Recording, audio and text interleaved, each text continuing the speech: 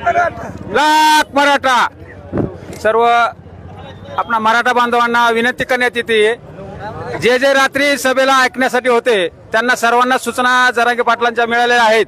तरी बी जर कोणाला सूचना मिळाली नसेल, कोणी झोपलेले असतील, कोणी जागे झालेले असतील, तर आता त्यांना सांगण्यात येते, जरांगे पाटलातर्फे सांगण्यात येते की कधी बी आपली शिस्त पाळा, अंतर ठेवा आणि 2 लाईनी व्यवस्थित चालवा, 1 लाईन मध्ये मोकळी ठेवा। हा, ती परिस्थिती बघा। आता जर महाग सगळा रस्ता ब्लॉक झालेला आहे आणि जर समजा एखाद्याला कुठं काही झालं, रस्त्यामध्ये कुठं काही झालं आपल्या गाडीतल्या माणसाला कोणाला, तर त्या माणसांना घेऊन जाण्यासाठी ॲम्ब्युलन्स येत नाही, तिथं कुणी येत नाही। तुम्ही इथंच राहणार आणि तुमचं पुन्हा जिथं तुम्हाला आझाद मैदानात किंवा आज लोणावळ्यामध्ये मुक्काम आहे, दुपारी जेवण तुमचं ज्या ठिकाणी सांगितलेलं आहे त्या ठिकाणी तुमचं जेवण तयार झालेलं असते।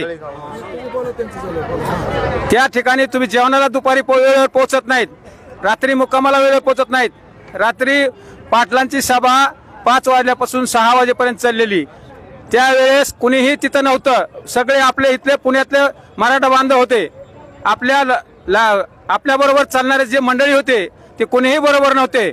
त्यांनी विचारलं बी तिथं की काय बाबा आहेत का, सगळे येणार आहेत का माझ संग? हो म्हणले, सगळ्यांनी होकार दिलेला आहे। तसं काही करू नका, व्यवस्थित सांगितलेलं त्यांनी शिस्त पाळा। आणि त्यांच्यासाठी पण सूचना करा। आणि पश्चिम महाराष्ट्रातून इकडून तिकडून प्रत्येक ठिकाणाहून येणारे जे मराठा बांधव आहेत त्या सर्वांनाच विनंती करण्यात येते की तुम्ही काय करा, शिस्त पाळा आणि 2 लाईनीमध्ये व्यवस्थित चला। ज्या ठिकाणी फक्त 2 लाईनी चालतात त्या ठिकाणी 1च लाईनीत चला आणि ज्या ठिकाणी 3 लाईनी आहेत तिथं 2 लाईनीत चला, 1 लाईन मोकळी ठेवा। ज्या करता की आपली गाडी जर समजा एका दिवस खराब झाली तर ती गाडी नेणार कशी? तुम्हाला तिथं क्रेन आणावं लागणार। पण जर समजा मग एखादा माणूस खराब झाला तर तुम्ही काय करणार? तिथं ॲम्ब्युलन्स येईल का तुमची? काय करणार? तेच सांगितलेले, शिस्त पाळा, शिस्तीत चला आणि मराठा बांधवांना जे पाहिजे ते करून द्या। ज्यासाठी चाललात तुम्ही, ज्या हक्कासाठी चाललात ते हक्क तुम्ही आणून द्या, पण कसं शिस्तीने आणून द्या। हे नाही की तुम्ही एकामागे एक नुसतं उधळत चालला घोड्यासारखं, तर उपयोग नाही त्याचा काही। हा, आता ही लाईन आपली 25 ते 20 किलोमीटर लाईन महाग लागलेली आहे आणि असंच जर राहिलं, जर मध्ये कोणाला काय करता काय झालं तर काय करणार सांगा तुम्ही? त्याच्यासाठी प्रत्येकाला विनंती करते, अजून कोणाला काय बोलायचं असेल तर सांगू शकता, बोलू शकता। सर्व समाज बांधवांना माझा मानाचा जय शिवराय। आपण जे माननीय जरांगे पाटील हे आपल्यासाठी मराठा आरक्षण मिळवण्यासाठी जीवाचं रान करून गेले 8 महिन्यापासून लढत आहे, त्यासाठी आज आपण वेळोवेळी आंदोलनं केली, उपोषणं केली, या सर्व गोष्टीला सरकारने दाद दिली नाही। परंतु आज शेवटचं हत्यार आपण उपसलेलं आहे। माननीय जरांगे पाटील हे अंतरावली सराटी येथून 20 जानेवारी रोजी निघालेले आहे आणि 26 जानेवारीला आपण आझाद मैदानावर पोहोचायचं आहे व तेथे उपोषण करायचे आहे। त्यासाठी आपला रस्त्यातील जो प्रवास आहे हा अहिंसा व शांततेच्या मार्गाने झाला पाहिजे, कुठलीही आपण हुल्लडबाजी करता कामा नये। त्याचप्रमाणे आपले जे दिंडीमध्ये वाहनं आहे, ट्रॅक्टर असो, टेम्पो असो, 4 व्हीलर असो, या सर्व वाहनांनी 2 लाईन धरायचे आहे व 3री लेन ही आपल्याला रिकामी ठेवायची आहे। तर ही शिस्तीत पालन सर्वांनी करायचं आहे। त्यासाठी आपण हे सूचना लक्षपूर्वक पाळावी। त्याचबरोबर आपले 2 दिवसापासून जे जेवणाचं नियोजन आहे त्या ठिकाणापर्यंत आपण वेळेवर पोहोचत नाही, त्यासाठी आपण दुपारी तळेगाव येथे आपल्याला जेवणाचे नियोजन आहे, त्या ठिकाणी शांततेने पोहोचायचे आहे व त्यानंतर लोणावळा येथे मुक्काम आहे। त्याचबरोबर पश्चिम महाराष्ट्रातील सोलापूर असू द्या, सातारी, सांगली असू द्या, या जिल्ह्यामधील मराठा बांधवांना एक सूचना करू इच्छितो की आपण सर्वांनी पुढे जाऊ द्या, मागे राहू द्या। 25 तारखेला लोणावळा येथे सर्वांनी संघटित होऊन त्यानंतरच आपण आझाद मैदानावर जाणार आहोत व आपण शांततेचे पालन करणे खूप गरजेचे आहे। यामध्ये आपल्याकडे 3 महिन्याचं बाळ सुद्धा या दिंडीमध्ये आहे, तर 85 ते 86 वर्षाचे वयोवृद्ध आजोबा आपल्या दिंडीमध्ये आहे। त्यांची काळजी घेण्यासाठी जे तरुण बांधव आहे, युवक बांधव आहे, यांनी ॲम्ब्युलन्सचे नंबर आपल्याजवळ उपलब्ध ठेवा। इमर्जन्सी कोणाला काही प्रॉब्लेम वाटला तर त्या ॲम्ब्युलन्समध्ये त्या वयोवृद्ध असू द्या, महिला भगिनी असू द्या, लहान बाळ असू द्या यांना पोहोचवण्यासाठी रस्ता देण्याचं सहकार्य आपण करायचे आहे। आणि इतर कोणाचाही कुठलाही व्हॉट्सअपवर आलेला मेसेज पाहायचा नाही। जो आपल्याला मनोज जरांगे पाटील यांचाच आदेश आपल्याला पाळायचा आहे, याचंही आपण ध्यान द्यायला पाहिजे। कोणी आपल्याला काही सांगन आपला मार्ग भरकटीन याच्याकडे दुर्लक्ष न करता आपण फक्त जरांगे पाटलाच्या ज्या सभा आहे त्या ठिकाणी सर्वांनी उपस्थित राहून ती सभा शांततेने विचारपूर्वक ऐकायची आहे आणि त्या पद्धतीने पुढील प्रवास आपल्याला करायचा आहे। याच्या पुढील आपलं नियोजन जे काय असेल ते आपले स्वयंसेवक आपल्याला वेळोवेळी सांगणार आहे। सर्वांना मी एकच विनंती करतो पाटलाच्या माध्यमातून का आपण शिस्तीचं पालन करून शांततेने जायचे आहे।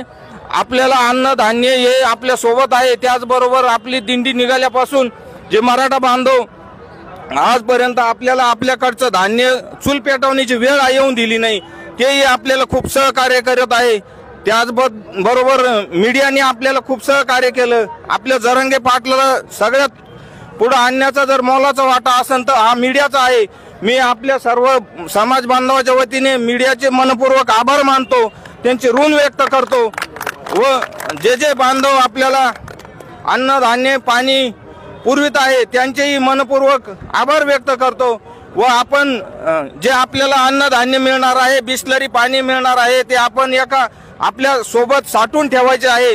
रस्त्याने ते इकडे तिकडे फेकायचे नाही। बिस्लरीच्या बाटल्या ही रोडवर आपण फेकायच्या नाही। त्याचे कारण मोटरसायकलवर प्रवास करणारे नागरिक आहे, यांना अपघात होऊ शकतो। आपल्याकडून कोणालाही काही इजा होणार नाही याची आपण काळजी घेत आहोतच, पण यापुढे आणखीन आपण काळजी वाढवायची गरज आहे। याचं कारण म्हणजे आपली संख्या वाढत आहे। आपण निघताना लाखोत होतो, आज कोटीत झालेलो आहोत। त्यामुळे आपल्याला सर्वांना स्वयंसेवक व्हायचे आहे, याचे पालन आपल्याला करायचे आहे। एवढेच आव्हान करतो मी व थांबतो। जय हिंद, जय महाराष्ट्र। तुम आगे बढ़ो, हम तुम्हारे साथ हैं। पाटील तुम आगे बढ़ो, हम तुम्हारे साथ हैं। पुन्हा जरांगे पाटलातर्फेच आपल्याला विनंती करण्यात येत आहे आणि जे सांगितलं ते जरांगे पाटलांनीच सांगितलं हे लक्षात ठेवून पुढील मार्ग व्यवस्थितरित्या व्यवस्थित चला, व्यवस्थित राहा आणि व्यवस्थित ज्या ठिकाणी तुम्हाला अन्नधान्य वाटप करते त्या अन्नधान्य वाटप करणाऱ्याचा आम्ही उपकार मानतो आणि त्यांचे फार फार आभार आहेत। पण त्यांनी जे आणलेलं अन्नधान्य आहे त्याचा फार नासाडा होत आहे। त्याच्यामुळे प्रत्येकाने काळजी घ्या, जेवढं लागते तेवढंच घ्या आणि वाटणाऱ्यांना सुद्धा विनंती आहे की तुम्ही जेवढं लागते जे मागतात त्यांनाच द्या, जबरदस्ती कुठल्याही गाडीमध्ये काहीही टाकू नका। त्यामुळे काय होत आहे, तुम्ही दिलेलं अन्न तुम्ही दिलेलं हे जाणारे हे सगळे प्रत्येक ठिकाणी वेगवेगळ्या मार्गाने आले असतात आणि वेगवेगळ्या हे आले असतात। ते काय करतात, थोडं खातात आणि फेकून देतात। त्या फेकून दिल्यामुळं कमीत कमी लाखो लिटरच्या बाटल्या म्हणजे 40-50 लिटर असं गाड्या ट्रक वाहायला गेलेल्या आहेत। आपण माग ज्या ठिकाणी आपले 4 मुक्काम झालेत त्या 4 ठिकाणच्या मुक्कामी जाऊन बघा, तुम्हाला नुसत्या बाटल्या दिसतील, बिस्लरीच्या बॉक्स दिसतील। कशामुळे दिसतील ते बाटलं का तर आपल्याला गरज नाही त्याची, आपल्याला त्याची गरज नसताना आपण काय करतो माहिती आहे का, आपण बाटल्या घेतो आणि बाटल्या ठेवतो। तसंच भरपूर बाटल्यात मान्य आहेत, दिले देणाऱ्याने दिले भरपूर, वरचा परमेश्वर तुम्हाला देतोय, मराठा आपला बांधव देतोय, पण ते आपण व्यवस्थित खा, व्यवस्थित घ्या आणि त्याचा नासाडा करू नका, वायाला जाऊ देऊ नका, याची काळजी घ्या। एवढीच आमची सगळ्याला विनंती, आपल्या मराठा बांधवांना, पूर्ण मराठा बांधवांना, चौकून येणाऱ्या बांधवांना हीच विनंती करत आहे। एवढी विनंती ऐकून आपण आपलं व्यवस्थित 2 लाईनीमध्ये, ज्या ठिकाणी 2 लाईनी चालतात त्या ठिकाणी 1 लाईनीमध्ये चला आणि ज्या ठिकाणी 2-3 लाईनी चालतात त्या ठिकाणी 2 लाईनीत चला। 1 लाईन मोकळी ठेवा, ज्या करता की अँब्युलन्स किंवा एखादी क्रेन आली, एखादी गाडी खराब झाली, ती गाडी ओढून नेता यावा, गॅरेजवर लावता यावा, डिझेल संपलं, एखादा वयस्कर व्यक्ती कोणाला काय झालं, कोणाला जखम झाली, कुणी उतरताना गडबडीत काय झालं तर त्या 2 लाईनी जर 3 लाईनी जर तुम्ही ब्लॉक केल्या तर तुम्हाला काय होणार, जाण्या येण्यासाठी रस्ता राहणार नाही आणि दुसऱ्या बाजूने जायचा प्रयत्न करणार तर रस्ता ब्लॉक होणार। त्याच्यामुळे त्याची काळजी घ्या आणि प्रत्येक ड्रायव्हरांना सुद्धा विनंती, बघा प्रत्येक ड्रायव्हरांना सुद्धा विनंती येते, ती बी जरांगे पाटलातर्फेच विनंती आहे, आम्ही आमच्या घरची सांगत नाहीत। जे रात्री ड्रायव्हर होते त्यांना ऐकून घ्या, त्यांनी सुद्धा सांगितलेलं आहे तुम्हाला की तुम्ही काय करा, व्यवस्थित अंतर ठेवा, व्यवस्थित गाड्या चालवा, पळू नका। त्यांनी एक उदाहरण सुद्धा दिलंय, एक गाडी आणि एक ट्रॅक्टर असं चाललं होतं, त्या ट्रॅक्टरमध्ये म्हातारी माणसं, वयस्कर माणसं वरी बसले होते, त्याच्यामध्ये खाऊन पिऊन काही नाचणारे असतात, काही करणारे असतात, ते मोकार डान्स करत होते. त्या डान्समुळे जर समजा एखादं पडलं काय झालं तर ते माणूस कसं न्यायचं ते पुन्हा नंतर सांगा. आता ह्या ब्लॉक झालेल्या 4 किलोमीटर 5 किलोमीटरच्या रस्त्यामध्ये त्या जर व्यक्तीला काही झालं किंवा एखाद्याचा पाय घसरला उतरताना त्याला काही लागली जखम तर अँब्युलन्स कशी मागवायची इथं आणि कुठून आणायची हे तुम्हीच सांगा. आणि जरांगे पाटलाला सांगा ती बी कुठून आणायची. मग ते तुम्हाला काय हेलिकॉप्टर देतील का पाठवतील तर हा. त्याच्यामुळं ही विनंती आहे तुम्हाला, बाकी काही नाही. आणि जर कोणा त्याच्यामुळं आम्ही वारंवार सांगतो की असं करू नका, व्यवस्थित चला आणि आपल्या व्यवस्थित सांगितलेल्या मार्गाने शिस्तीने जा.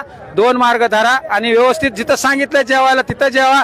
जिथं तुम्हाला आपले समाज मराठा बांधव जे म्हणतात तुम्हाला चहा प्या नाश्ता करा तिथं नाश्ता करा, जेवढं लागतंय तेवढं घ्या आणि वायाला जाऊ दे नका हेच विनंती. तर अशा पद्धतीने आपण बघितलं. नाही आता महत्वाच्या सूचना फक्त यांनी मांडलेल्या आहेत. त्या सर्व सूचना का पालन करणं गरजेचं आहे. कारण त्यांनी सांगितल्याप्रमाणे 3 महिन्याच्या बाळापासून 90 वर्षाच्या अशा व्यक्तींपर्यंत हे सर्व लोक या मोर्चामध्ये असंख्य संख्येने सहभागी आहेत. आणि जर कुणाला काही झालंच तर मग मात्र त्यांची इमर्जन्सी सोय करण्यासाठी रस्त्याची गरज आहे. तर या सर्व गोष्टीचं पालन करणं सर्वांनी गरजेचं आहे असं हे सर्व स्वयंसेवक मनोज जरांगे पाटील यांनी सांगितल्यावरून आपल्या मीडियामार्फत या सर्व गोष्टी लोकांपर्यंत घेतल्या. जेवढं शक्य तेवढं लोकांना हे जी आता जे सांगितलं तेवढं शेअर करा, म्हणजे लवकरात लवकर हा मेसेज सर्वांपर्यंत पोहोचेल. धन्यवाद. एक मराठा